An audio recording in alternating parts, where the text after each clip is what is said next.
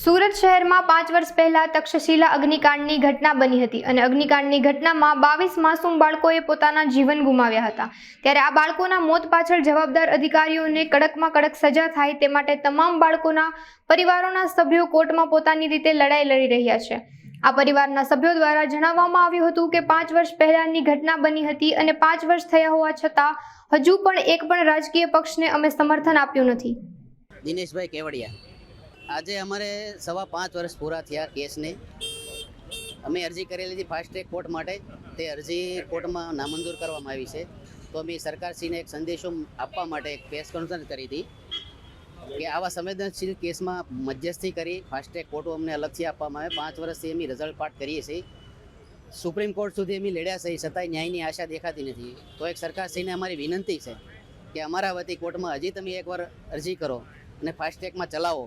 Day to day ના ચાલે તો મહિનામાં 10 તારીખ આપો તો ઝડપથી કેસ પૂરો થાય અને ન્યાય ટાઈમે ન્યાય મળશે તો ન્યાયની વેલ્યુ વધશે અને ટાઈમે ન્યાય મળશે તો આવા બીજા કેસ થતા અટકશે। એની માટે અમારી એક માંગ હશે, એની માટે અમે ભેગા થયા હતા। મારું નામ જયસુખ ગજેરા છે।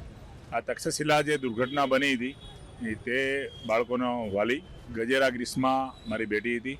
આજે આ ઘટનાને 5.25 વર્ષ વીતી ચૂક્યા છે। જ્યારથી આ ઘટના બની ત્યારથી આ કેસને લઈને મોટા મોટા રાજકીય નેતાઓ અને ખુદ તત્કાલીન મુખ્યમંત્રી રૂપાણી સાહેબનું પણ કહેવું હતું કે આના જે પણ કસૂરવારો હોય એ કોઈને છોડવામાં નહીં આવે।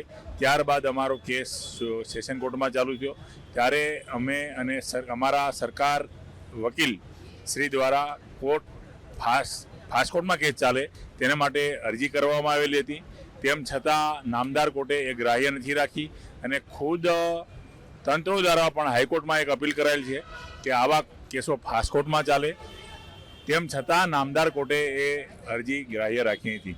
તો તંત્રને અને નામદાર કોર્ટને તમામને હું વિનંતી કરું છું કે આવા સંવેદનશીલ કેસ જે ભ્રષ્ટાચારથી બનેલા છે, લાપરવાહીથી બનેલા છે અને જે પણ કોઈ એના કસૂરવારો છે એને ભારતીય ન્યાય પ્રણાલી હિસાબે જે પણ કંઈ સજા થાય એ તત્કાલીન થવી જોઈએ અને આના કસૂરવારોને ઝડપી સજા થાય અને પીડિતોને ન્યાય મળવો જોઈએ। તેના માટે ગૃહમંત્રી શ્રી હર્ષભાઈ સંઘવી સાહેબને અને હાલના મુખ્યમંત્રી શ્રી ભૂપેન્દ્રભાઈ પટેલ સાહેબને પણ હું કહું છું, તમારી પાસે બધી જ સત્તા છે તો તમે કોર્ટને હજુ પણ અરજી કરી શકો છો, કેસની સંવેદનાને સમજાવી શકો છો અને જો આવી ઘટના રોકવી હોય તો ભ્રષ્ટાચારને કાબૂમાં લેવો હોય તો આવા કેસ ઝડપી કરવા પડશે અને ફરીથી કોર્ટમાં અરજી કરો અને આ તમામ કેસ ફાસ્ટ કોર્ટમાં ચાલે એમ ફક્ત એક જ અમારી નિવેદન છે, અરજી છે।